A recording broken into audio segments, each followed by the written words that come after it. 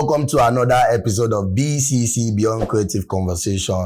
Thank you for watching the last episode. We really appreciate all of you guys that shared, like, and comment. Thank you very much. God bless you. On this new episode, I have with me...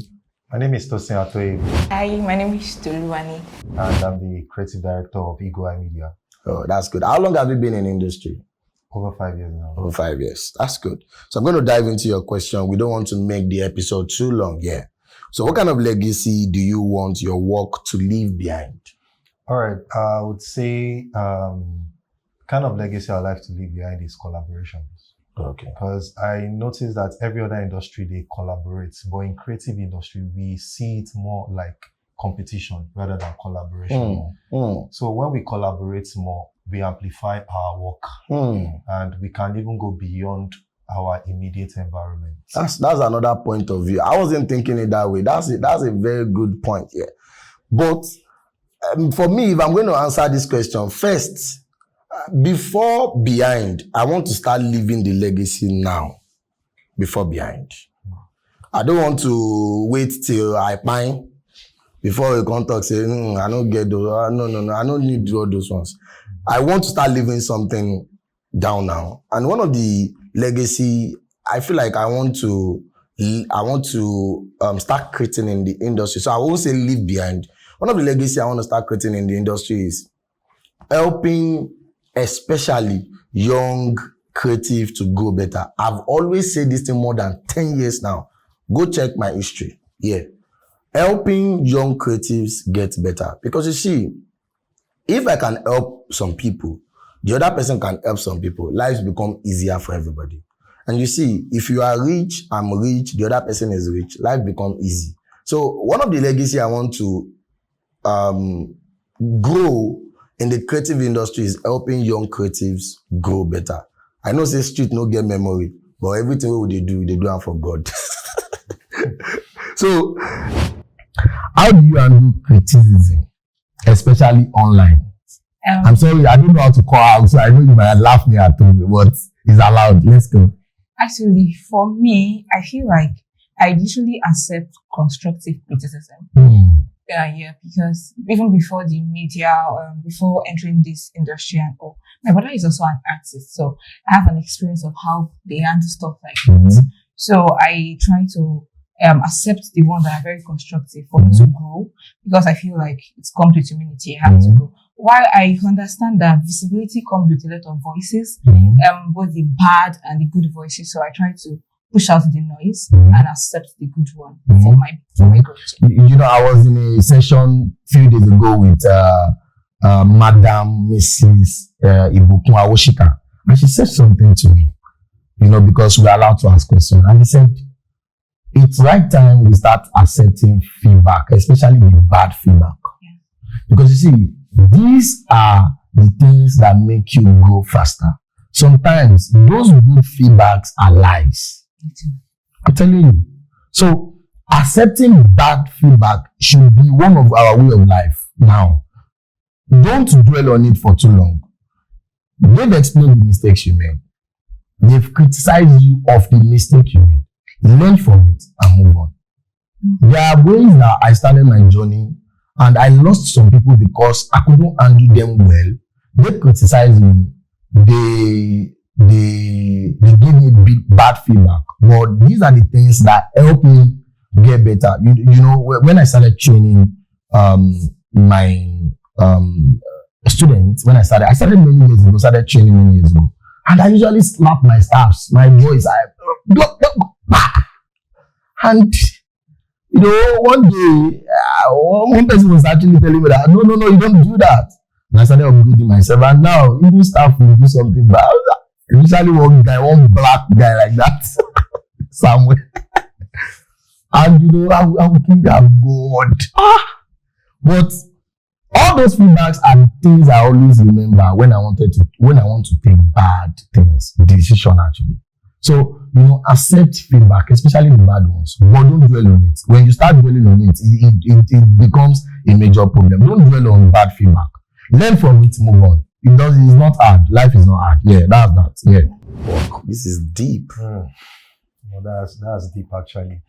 So for clients who don't value your work, it's actually not that they do not value your work. They cannot afford your work. So I have these clients that they come from Atlanta. So the first time they reach out to us that they want us to do a project, we did a project and they came with these complaints back and forth. But previously, before we embark on the project, we asked them, what is the issue? What do you want us to solve? Because somebody was at the handling the project before now. So they gave us the issue and we solved the issue. So they came back with same complaint. We didn't do this, we didn't do that. So we finished the project and we moved on. Could you believe that the same clients came back to book us again? And when they came back this time around, they came with that mindset. So it's not because of the fact that they don't value your work. They just want to look for a way to underplay you so that they don't pay for your worth. For your worth. That's Tosin, I like your thinking is outside the box. Yeah? That's deep. For me, first, you undo this kind of thing at different level. If you're a startup level, first you need to humble yourself. I'm not saying when you get to a particular place, you have to now be proud. But first, when you just start at a startup level, you need to humble yourself. You can't be broke and be proud. No, it doesn't work. But one thing need do is the ability to be able to communicate what we want to do, what we are charging, and how we plan to deliver. We've had several complaints, we've had several DMs, we've had several good feedback. But one of the things I just try to do is to make sure that everything we want to do align with your plan. So one of the things I did was to create a system whereby we have a core conversation before your job. So we know what you want and you also know the capacity of what we can do. So we are aligned, we're good. There was a time I was having a meeting with a client. She's from US, she's coming to Nigeria for a wedding. The husband is cool with us. And, the bride, we had conversation and all those things. And by the time we were done with the bride, I called, I said, we want to do a refund. They were like, why do you want to do a refund? They were not aligning well with us. We also are not aligning well with them. Sometimes it's better to do a refund than to crap yourself into some section that you might not bombe, as Yoruba always say. So sometimes, you need to know what they want and they know what you can also do. So you get what I'm saying? Because undo clients that doesn't value your work. First, if you know what they want and they know the capacity of what you can do, it's easy for them to now value you. But one thing I want to say is clients that won't value you will not value you, no matter what you do, even if you are dying for them. Sure. Do you want to be known or be respected? I think I want to be respected, but at the same time, I feel like known is casual. I want to be renowned. Yeah, because me being renowned is, I don't want to use the word known. I want to build a legacy. I want to build something that even when I'm not here anymore, someone can still owe to it. Because I read history about the Aliko Dangote family, great grandfather, the Ojukwu transportation. They are not in the media space. I'm just saying they build legacy and they are well renowned. So I think I want to be renowned, and that comes respect. Well, for me, I would say respected actually, because when people respect you, they value you and they place you high. So it's not about people knowing you. Yeah. In this industry, they can know you, and at the end of the day, you will make money. They call you for small jobs, petty jobs. But when you are respected, they call you for high jobs. I don't want to dive deep into that because I don't want this episode to be too long. But, I think I want to be respected. When you respect me, you honor me. And when you honor me, you don't call me for petty jobs. And even when you call me for petty jobs to come and help you, when bigger one shows up, you call me. Because there are times whereby people call us for petty jobs and bigger ones show up, they say, you cannot do it. Let's go and call another person. I'm sure you've experienced that before. So the last question, have you ever doubted yourself? What kept you going during that session? Yes, I've always, from the very beginning, I always doubt myself. very well.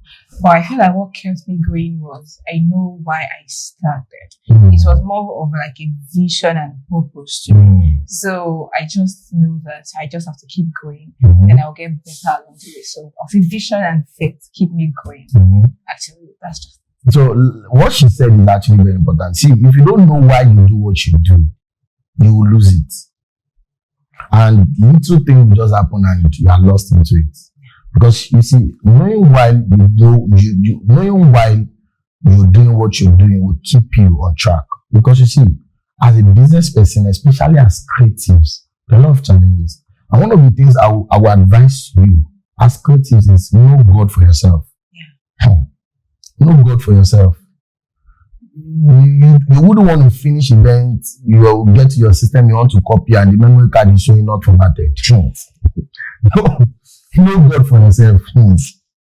I'm telling you, know God for yourself. Because, see, knowing why and know God for yourself will help you sustain a lot of issues and I think it makes you stand out. yes, know God for yourself. And because you see, we are the only person like God. Everybody is God made and everybody is created in God's vision. But creatives are the only people that are like God. Why? Because God is the only creator and He made us also creator. We are creatives, we create. If somebody knows his brain like this, you can turn it back like this. You don't get.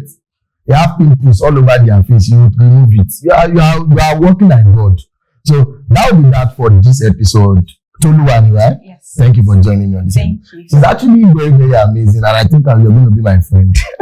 Okay. Thank you very much for joining me on this episode. If this episode has actually helped you, please don't forget to like, share, subscribe, and tell somebody about Beyond Creative Conversation. Thank you very much. God bless you.